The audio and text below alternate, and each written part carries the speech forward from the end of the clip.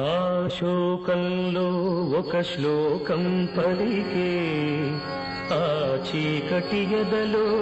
దీపం వెలిగే కరకు బోయడే అంతరించగా కవిగా ఆతడు అవతరించగా మనిషి అతనిలో మేల్కొన్నాడు కడకు మహర్షే అయినాడు నవరస భరితం రాముని చరితం జగతికి ఆతడు పంచినామృతం